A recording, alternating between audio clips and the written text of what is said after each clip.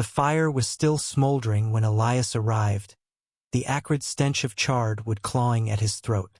His childhood home in Pendleton, Oregon, was now a skeleton of blackened beams. The roof caved in like a broken promise. He stood frozen, his heart a drumbeat of grief, as the truth sank in. His family had done this.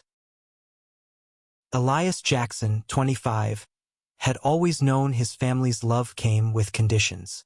Growing up black in a small, conservative town, he'd learned to hide parts of himself early. His softness, his dreams, his truth. Only his grandmother, Ruth, had seen him fully. With her sharp wit and warm hugs, she'd been his sanctuary. The one who whispered, "You're perfect as you are," when he came out to her at 16. But Ruth was gone now, her heart giving out 3 weeks ago. And with her death, Elias's fragile tether to his family snapped. He hadn't been back to Pendleton in years, not since his father, Marcus, called him an abomination, and his mother, Clara, stood silent, her eyes averted. His older brother, Jamal, had been the worst. His fists had left bruises on Elias's ribs the night he left home at 18. Ruth had begged him to stay, promising she'd protect him. But Elias couldn't breathe in a house where hate festered. He'd fled to Portland, built a life, found love. Now, standing before the ruins of Ruth's house, his house, left to him in her will, he realized his family's rage had followed him. The sheriff, a grizzled man named Hank, approached, his boots crunching on ash. "Elias, I'm sorry. We got a call last night, arson. Your brother's name came up. He's in custody." But Hank trailed off, his eyes heavy with pity. Elias nodded, his throat too tight to speak. Jamal had always been volatile, but this, burning down Ruth's house, the one place Elias had ever felt safe, it was a message. "You're not welcome here." Elias's phone buzzed in his pocket. A text from Mateo, his boyfriend. "I'm on my way. Stay strong." Mateo Alvarez, 26, was everything Elias hadn't dared hope for. Kind, fiercely loyal, with a laugh that could melt the coldest day. They'd met 2 years ago at a Portland coffee shop, Mateo's easy charm cutting through Elias's guarded walls. Now, as Elias stared at the wreckage, he clung to the thought of Mateo's arms, the only place he felt whole. He walked toward the edge of the property, where Ruth's garden once bloomed. The roses were gone, consumed by the fire, but a single scorched trellis stood defiant. Elias knelt, touching the earth where Ruth had taught him to plant seeds, her hands guiding his. "They can't take your roots," she'd said. Tears stung his eyes. She'd left him the house because she believed in him, because she wanted him to have a home. And they'd burned it. A car engine rumbled in the distance. Elias turned to see Mateo's beat-up Subaru pulling up, dust swirling around it. Mateo stepped out, his dark eyes scanning the devastation before landing on Elias. Without a word, he crossed the distance between them, pulling Elias into a hug so tight it anchored him to the earth. "I'm here," Mateo whispered, his voice steady despite the chaos. Elias buried his face in Mateo's shoulder, the world blurring. "We'll figure this out," Mateo said, pulling back to cup Elias's face. "They can't take you from me." His words were a lifeline, but doubt gnawed at Elias. His family's hatred had already cost him so much. His home, his safety, his peace. What else would they take? As they stood together, the sheriff approached again. "Elias, there's something else. We found a letter in the mailbox. Unburned. It's from your grandma." Elias's heart lurched. Ruth had always been full of surprises, leaving notes in odd places for him to find. He took the envelope, his hands trembling as he recognized her looping handwriting. Inside was a single sheet, dated a week before her death. "Elias, my sweet boy," it began. "This house is yours, but it's just walls. Your home is where your heart is. Don't let them steal that. I've left you something else, something they can't touch. Go to the old oak by the creek. You'll know. The letter ended with her familiar sign-off. Love always, Grandma Ruth. Elias's breath hitched. The oak by the creek, where they'd spent countless afternoons talking about life, love, and dreams. What had she hidden there? And why hadn't she told him sooner? Mateo squeezed his hand. Let's go find it, he said, his voice firm with resolve. They drove to the creek, the late afternoon sun casting long shadows over the rolling hills. The oak stood tall, its gnarled branches a testament to time. Elias knelt at its base, his fingers brushing the dirt until they hit something hard. A metal box, rusted but intact. Inside he found a stack of letters, a small journal, and a key. The journal was Ruth's, filled with stories of her own struggles, her love for Elias, and her hopes for his future. The key, she wrote, was to a safe deposit box in Portland, containing savings she'd set aside for him. To build a life they can't burn down. Elias's tears fell freely now, a mix of grief and gratitude. Ruth had known his family might try to erase him, but she'd given him a way to rise. Mateo knelt beside him, reading over his shoulder. She loved you so much, he said softly. Elias nodded, clutching the journal. But as they sat under the oak, a new fear crept in. His family wasn't done. Jamal was in custody, but Marcus and Clara were still out there, their hatred a smoldering ember waiting to ignite. The creek bubbled softly, a stark contrast to the storm raging in Elias's chest. He held Ruth's journal, its worn leather cover warm against his palms. As Mateo sat close, their shoulders touching, the weight of his family's betrayal pressed down on him, but Ruth's words, "They can't touch your heart," echoed like a shield. "We should head back to Portland," Mateo said, his voice low but steady. "Get that safe deposit box opened. Whatever's in there, it's what Ruth wanted for you." Elias nodded, but his eyes lingered on the oak, its roots sprawling like Ruth's love, unyielding even in death.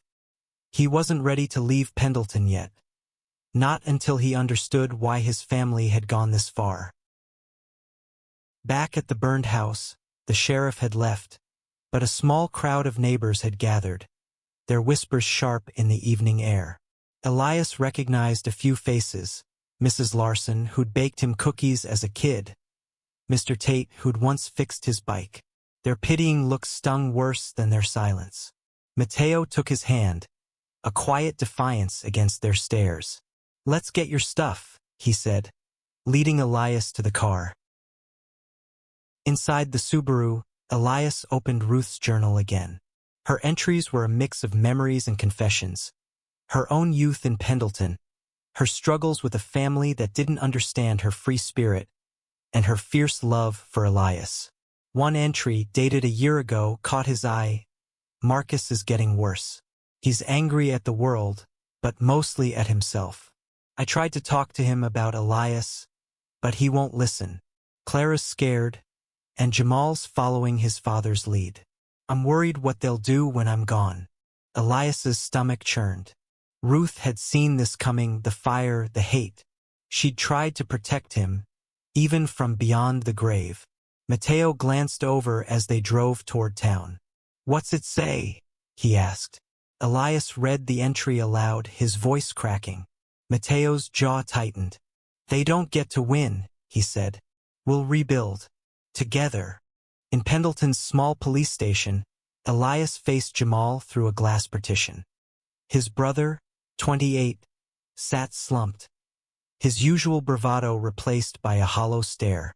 The sheriff had said Jamal confessed to the arson, claiming it was to teach Elias a lesson. Elias gripped the phone, his knuckles pale. "Why?" he asked, his voice raw. "Why burn her house?" Jamal's eyes flicked up, cold and unyielding. "It wasn't hers anymore. It was yours. You don't belong here, Elias. You never did." The words cut deep, but Elias held his gaze. Grandma thought I did. That's why she gave it to me. Jamal scoffed, leaning back. She was wrong. You're a disgrace. Elias's chest tightened, but Mateo's hand on his shoulder kept him grounded. Outside, the air felt heavier. Mateo pulled Elias close, his breath warm against Elias's ear. He's wrong. You hear me? You're not a disgrace. You're everything. Elias wanted to believe him, but doubt lingered. His family's rejection wasn't new, but its violence was. What else were they capable of? They checked into a motel on the edge of town, the neon sign flickering like Elias's resolve. In their room, Mateo sat him down, his hands gentle but firm. Talk to me, he said. Elias let it spill. The pain of losing Ruth, the betrayal of his family, the fear that he'd never escape their shadow. Mateo listened, his eyes never leaving Elias's. When Elias finished, Mateo kissed him softly, a promise in the touch. You're not alone, he said. You've got me, and you've got Ruth's love. That's enough to start over. The next morning, they drove to Portland, the safe deposit box key heavy in Elias's pocket. At the bank, they found a small fortune, $50,000, enough to start anew, along with a note from Ruth. Build a home, Elias. Not just walls, but a life. Love fiercely. Tears pricked his eyes as he handed the note to Mateo, who read it with a quiet smile. She's still looking out for you, he said. But back in Pendleton, trouble was brewing. Clara, Elias's mother, had been silent during the arson investigation, but she'd been spotted at the church with Marcus, whispering with Pastor Reynolds, a man known for his fire and brimstone sermons. Elias's cousin, Lena, who'd always been kind to him, sent a text. Be careful. Your dad's planning something. He's talking about fixing you. The words sent a chill down Elias's spine. Conversion therapy. He'd heard rumors of Marcus's ties to a local group that promised to cure people like him. Elias showed the text to Mateo, whose face darkened. They're not touching you, he said, his voice fierce. But Elias wasn't so sure. Marcus had always been a force, tall, imposing, with a temper that could shake walls. If he was planning something, it wouldn't be subtle. Elias's mind raced. Should they stay in Portland, far from Pendleton's reach, or confront Marcus before he could act? That night, in their small Portland apartment, Elias couldn't sleep. He sat by the window, Ruth's journal open in his lap. Mateo stirred, joining him. What's on your mind? He asked, his voice soft. Elias hesitated, then spoke. I want to fight back, not with fists, but with truth. I want them to see me, really see me. Mateo nodded, his hand finding Elias's. Then we'll do it together, whatever it takes. Elias woke to the sound of rain pattering against the apartment window, a gray dawn mirroring his mood. Ruth's journal lay open on the nightstand, its pages a lifeline to her strength. He wanted to honor her by standing tall, but the thought of facing Marcus made his stomach knot. Mateo was already up, brewing coffee in their cramped kitchen. His presence was a balm, his quiet confidence a reminder that Elias wasn't alone. We need a plan, Mateo said, handing Elias a mug. If your dad's serious about this conversion therapy nonsense, we can't just wait. Elias nodded, sipping the coffee, its warmth grounding him. I want to confront him, he said, but not alone. I need people to see what he's doing. They decided to return to Pendleton for the town's annual Harvest Festival, a public event where Marcus would likely be with Clara and Pastor Reynolds. It was risky, but Elias wanted his family's hate exposed, not just for himself, but for anyone else they might target. Mateo suggested reaching out to Lena, who'd warned them. She's on your side, he said. Maybe others are too. Elias texted Lena, who agreed to meet them at the festival. She was 22, a nursing student with a sharp mind and a soft heart. the only family member besides Ruth who'd never judged him. When they arrived at the festival, the town square was alive with music, food stalls, and laughter. But Elias felt the weight of eyes on him, some curious, some hostile. Mateo stayed close, his hand brushing Elias's, a silent promise. Lena found them near a cider stand, her face tense. "Your dad's with the pastor," she whispered. "They're handing out flyers for some family values group. It's a front for that conversion therapy place." Elias's blood ran cold. He glanced at Mateo, who nodded. "Let's find them," Mateo said, his voice steady but fierce. They spotted Marcus by the church booth, his broad frame unmistakable. Clara stood beside him, her face tight, while Pastor Reynolds preached to a small crowd. Elias's heart pounded as he approached, Mateo and Lena flanking him. "Dad," he called, his voice cutting through the chatter. Marcus turned, his eyes narrowing. "What are you doing here?" he growled. "I'm here to live," Elias said, his voice shaking but clear. "You burned my house. You think you can erase me, but you can't." The crowd hushed, eyes darting between them. Marcus's face reddened. "You're no son of mine," he spat. "You're a sin." Clara looked away, her hands trembling. Mateo stepped forward, his voice calm but firm. "He's more than you'll ever understand. And he's not alone." Lena nodded, her voice soft but steady. "Uncle Marcus, this isn't right. Grandma Ruth would be ashamed." The mention of Ruth hit Marcus like a blow, his jaw tightening. Pastor Reynolds intervened, his voice oily. "Elias, we can help you. Our program can fix." Elias cut him off. "I'm not broken. You don't get to decide who I am." The crowd murmured, some nodding, others shifting uncomfortably. A woman Elias recognized, Mrs. Larson, stepped forward. "Leave the boy alone, Marcus," she said. "Ruth loved him. That's enough for me."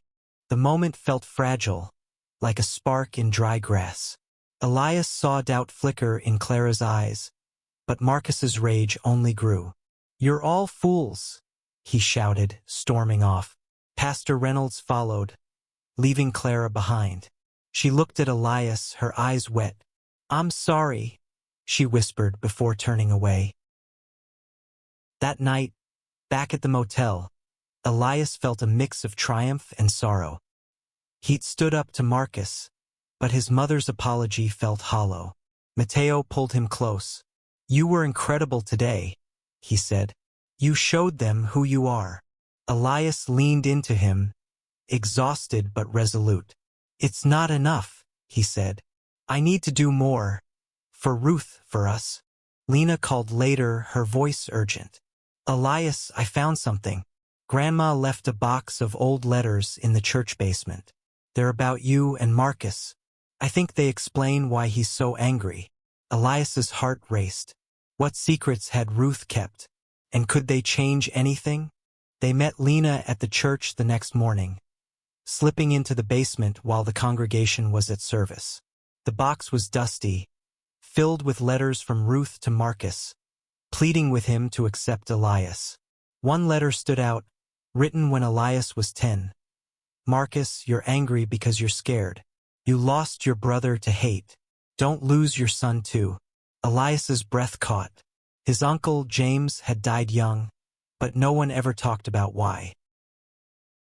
Lena's eyes were wide. "I heard stories," she said. "James was gay. He was attacked, and he didn't make it." Elias's world tilted.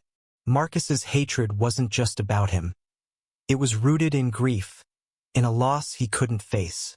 But it didn't excuse the fire, the pain, the rejection. Mateo squeezed his hand.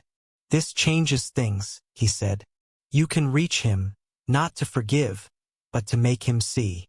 Elias wasn't sure he could, but Ruth's letters were a map, guiding him toward truth.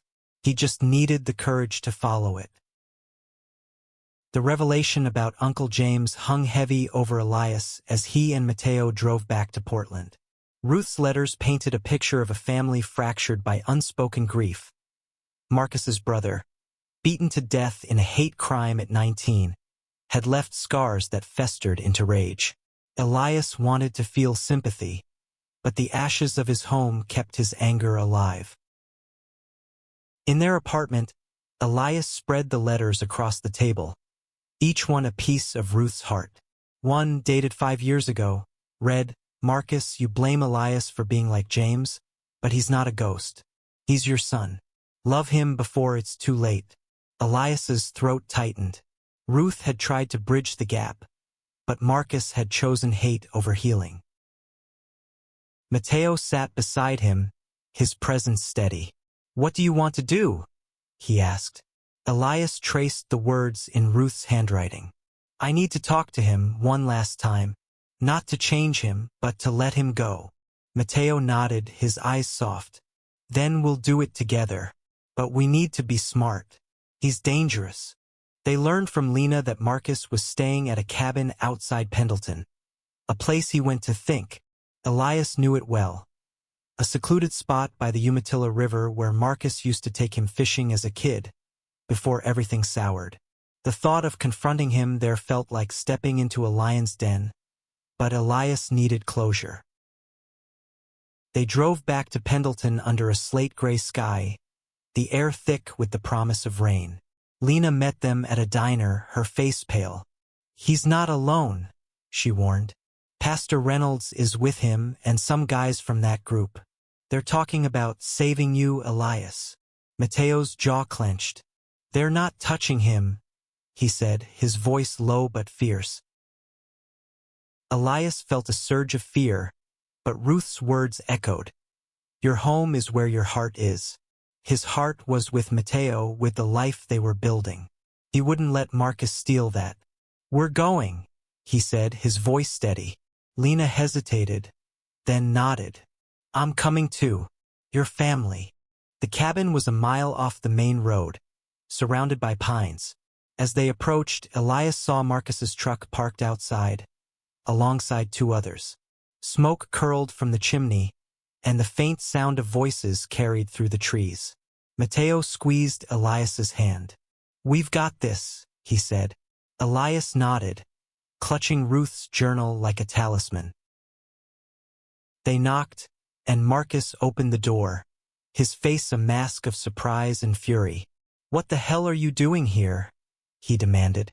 Pastor Reynolds and 2 burly men stood behind him, their eyes cold.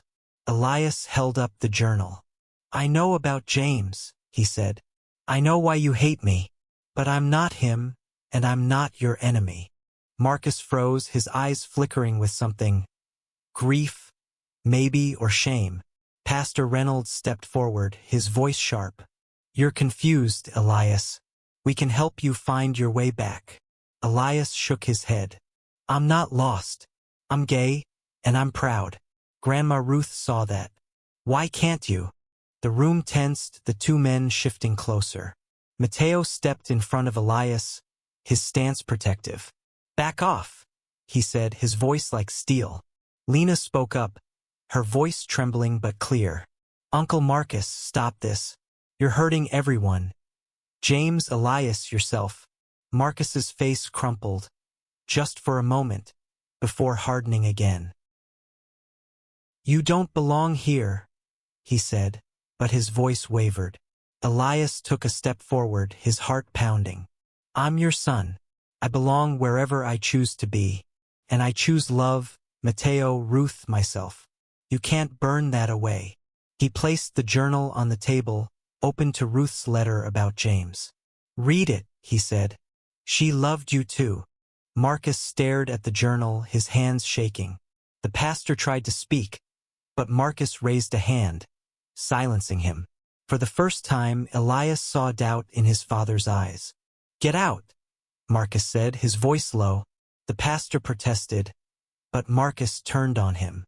"All of you, get out." The men hesitated, then left, their footsteps heavy on the porch. Elias, Mateo, and Lena stepped outside, the air cool against their skin.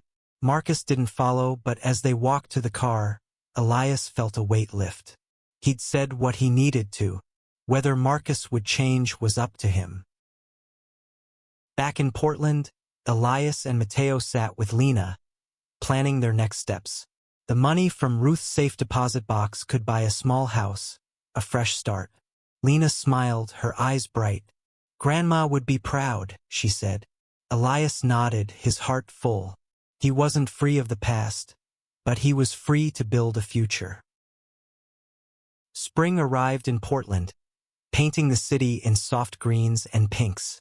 Elias and Mateo stood outside a small bungalow in the Alberta Arts District, its porch adorned with Ruth's salvaged trellis, now replanted with climbing roses.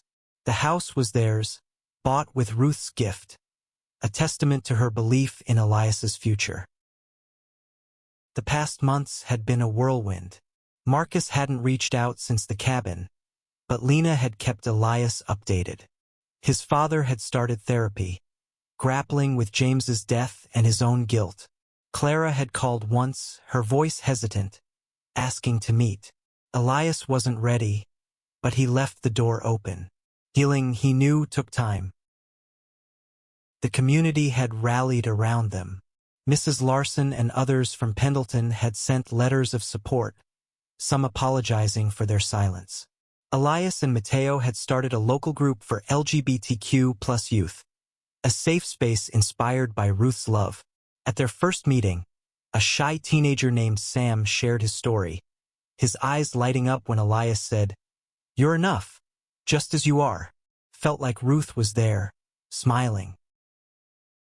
On moving day, Elias and Mateo unpacked boxes, their laughter filling the house.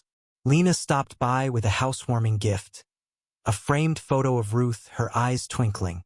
"She'd love this," Lena said, hugging them both. Elias nodded, his heart full.